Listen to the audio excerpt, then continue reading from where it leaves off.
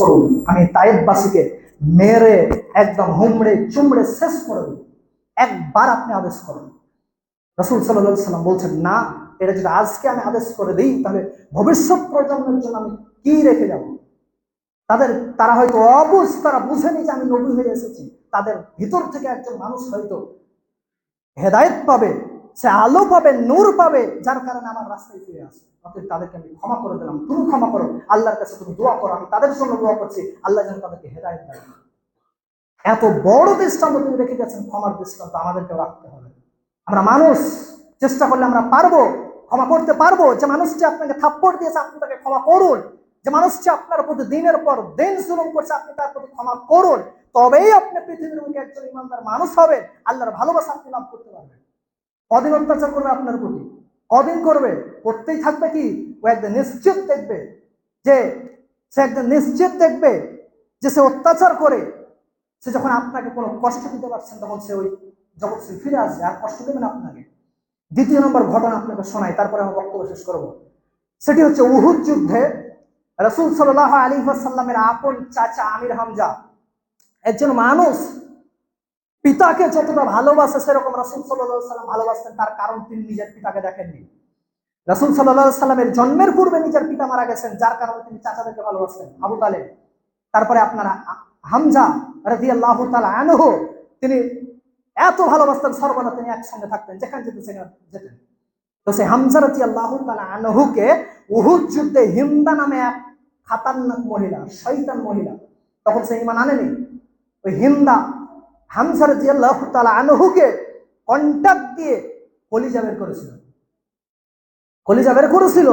এমনকি ওয়াহাসি নামক গুন্ডাকে কন্ট্যাক্ট দিয়েছিল যে হামজাকে তুমি যদি হত্যা করে নিয়ে আসতে পারো, তার কলিজা বের করে আনতে পারো, তাহলে তোমাকে অগাধ পুরস্কার দেবো। ওই ওয়াহাসি হামজা রাদিয়াল্লাহু তাআলা আনহু উহুদের ময়দানে তলোয়ার ভরে দিল, এমনকি কলিজাকে টেনে বের করে আনলো, হিন্দাকে নিয়ে এসে দিল, হিন্দা তাকে পুরস্কার দিল। কোন কোন মুহাদ্দিস বলছেন যে ওই হিন্দা সে ওই কলিজাকে নিয়ে পিস পিস করে মদের সাথে সে পান করেছিল, আনন্দ ফুর্তি করেছিল, ড্যান্স করেছিল।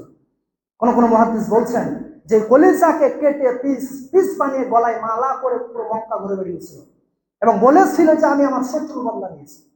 আপনি একবার বলুন, কোন মানুষ যদি আপনার চাচাকে, আপনার পিতাকে এই নির্মম ভাবে হত্যা করে আপনি মাফ করতে পারবেন? কোশ্চেন কালেও নয়, এটা অসম্ভব মাফ করা। তাকে হাতের কাছে পেলে আপনি কেটে পিস পিস বানিয়ে দেবেন।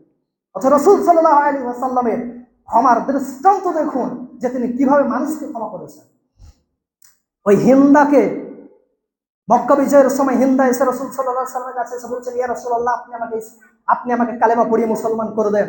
হাতের কাছে পেয়েছেন হিন্দাকে রাসূল সাল্লাল্লাহু আলাইহি ওয়াসাল্লাম, এমত অবস্থায় তলোয়ার দিয়ে তাকে দ্বিখণ্ডিত করতে পারতেন। রাসূল সাল্লাল্লাহু আলাইহি ওয়াসাল্লাম বলছেন, হিন্দা, তোমাকে আমি মাফ করে দিলাম, হিন্দা, তোমাকে আমি মাফ করে দিলাম, তবে তোমাকে একটা ঘটনা শোনাতে হবে। তুমি আমার চাচাকে, আমার পিতার সমতুল্য চাচাকে তুমি হত্যা করেছো, তুমি একজন মহিলা হয়ে কিভাবে হত্যা করতে পারো? একবার তুমি ঘটনাটা শোনাতে পারবে? রাসূল সাল্লাল্লাহু আলাইহি ওয়াসাল্লাম অঝোর নয়নে কাঁদতে লাগলেন, চোখ দিয়ে আর পানি থামে না, তিনি নিজেকে আর সামলাতে পারছেন না। বলছেন, হিন্দা, তুমি আমার চাচাকে কিভাবে হত্যা করেছো একবার তুমি শোনাতে পারবে? রাসূল সাল্লাল্লাহু আলাইহি ওয়াসাল্লাম অঝোর নয়নে কাঁদতে লাগলেন, তিনি আপনি তাকাতে পারছেন না, তিনি নিজেকে আটকাতে পারছেন না। বলছেন, হিন্দা, তুমি একবার শোনাও, আমার চাচাকে তুমি কিভাবে হত্যা করবে, কিভাবে তুমি একজন মহিলা হয়ে তুমি আমার চাচাকে হত্যা করতে পারবে? তখন হিন্দা বলছেন যে, ইয়া রাসূলুল্লাহ, আমি এইভাবে হত্যা করেছি, আপনার চাচার কলিজাকে বের করে আমি খেয়েছি, গলায় মালা করেছি। তো রাসূল সাল্লাল্লাহু আলাইহি ওয়াসাল্লাম বলছেন, হিন্দা, তুমি আমার সামনে থেকে সরে যাও, আমি সহ্য করতে পারছি না, তুমি আমার পিতার সমতুল্য চাচার কলিজাকে তুমি বের করে একজন মহিলা হয়ে তুমি কিভাবে খেতে পারো? তুমি আমার সামনে থেকে সরে যাও, আমি তোমাকে দেখতে পারছি না, তাকাচ্ছি আমার চোখ দিয়ে, পানি আমি আটকাতে পারছি না, অতএব তুমি সরে যাও, তোমাকে আমি ক্ষমা করে দিলাম। সম্মানিত উপস্থিতি, তাহলে এত নির্মম ভাবে হত্যা করেছে নিজের চাচাকে, তারপরে বিশ্বনবী তাকে মাফ করে দিয়েছেন, এমন দৃষ্টান্ত আপনি দুনিয়ার বুকে কোথাও খুঁজে পাবেন না। সম্মানিত উপস্থিতি, অতএব পরিশেষে আমি যেটা বলতে চাচ্ছি যে আমরা পৃথিবীর বুকে এখন বসবাস করছি, আমরা নিজেদেরকে মুসলমান বলে দাবি করছি, আমাদের কাজ হবে দৈনন্দিন 5 ওয়াক্ত সালাত আদায় করা, এটা করতেই হবে একজন মুসলমান হিসেবে। তো আমি পরিশেষে যেটা বলতে চাচ্ছি যে আমাদের ভিতরে আমরা যদি আল্লাহর ভালোবাসা পেতে চাই, দুনিয়া এবং আখিরাতে ধন্য হতে চাই, তাহলে আমাদেরকে আল্লাহর ভালোবাসা লাভ করতে হবে। আল্লাহর ভালোবাসা লাভ করতে গেলে আমাদেরকে মেন তিনখানা গুণ অর্জন করতে হবে। এক নম্বর হচ্ছে সুখে দুঃখে সচ্ছল অসচ্ছল সর্ব অবস্থায় দান করতে হবে। এই গুণটা আমি লাস্টে বলেছিলাম, কিন্তু সময় নেই সেহেতু বলতে পারছি না। তো যাই হোক, আমাদের ভিতরে এই গুণটা রাখতে হবে যে সুখে দুঃখে সচ্ছল অসচ্ছল সর্ব অবস্থায় আমাদেরকে আল্লাহ রাস্তায় দান করতে হবে। দান আমরা সকলেই করি, এটা আমাদের ভিতরে গুণ রাখতেই হবে। মাদ্রাসায় মসজিদে কিছু প্রয়োজন আছে, আপনি দান করুন। মসজিদ একটা আল্লাহর ঘর, আপনি মসজিদে দান করবেন, আপনি সঙ্গে সঙ্গে বা মরার পরে আপনি রেজাল্ট বুঝতে পারবেন। দুনিয়াতে হয়তো আপনি বুঝতে পারছেন না, কিন্তু মরার পরে আপনি বুঝতে পারবেন। তো আল্লাহর ভালোবাসা আমাদেরকে পেতে গেলে এক নম্বরে গুণ আমাদের ভিতরে থাকতে হবে, সচ্ছল অসচ্ছল সর্ব অবস্থায় আমাদেরকে আল্লাহ রাস্তায় দান করতে হবে। দ্বিতীয় নম্বর গুণ আমাদের ভিতরে থাকতে হবে রাগকে কন্ট্রোল করতে হবে, রাগকে দমন করতে হবে। তিন নম্বরে গুণ আমাদের ভিতরে থাকতে হবে আল্লাহর ভালোবাসা পেতে গেলে নাস, এটা সবচেয়ে কঠিন গুণ। সেটা হচ্ছে মানুষকে ক্ষমা করতে হবে। আপনি ক্ষমা করতে শিখুন।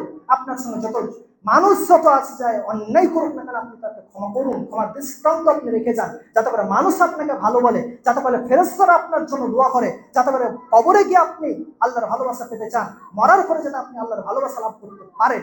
আপনি ক্ষমার দৃষ্টান্ত রেখে যান। সম্মানিত উপস্থিতি, পরিশেষে আল্লাহ তাআলার কাছে দোয়া করি, হে আল্লাহ, আমরা যেন পৃথিবীর বুকে তোমার ভালোবাসা লাভ করে মৃত্যুবরণ করতে পারি, সেরকম তৌফিক দান করো। হে আল্লাহ, মরার পরেও যেন আমরা ধন্য হতে পারি, সেরকম তৌফিক দান করো। হে আল্লাহ, পৃথিবীর বুকে মানুষ বেপথে আপনার পাপের জগতে লিপ্ত হয়ে আছে, আমরা সকলেই যেন পাপের জগৎ ছেড়ে নেকির জগতে ফিরে আসতে পারি, সেরকম তৌফিক দান করো। আমিন। ওয়া আখিরু দাওয়ানা আলহামদুলিল্লাহি রাব্বিল আলামিন। আসসালামু আলাইকুম ওয়া রাহমাতুল্লাহি ওয়া বারাকাতুহু।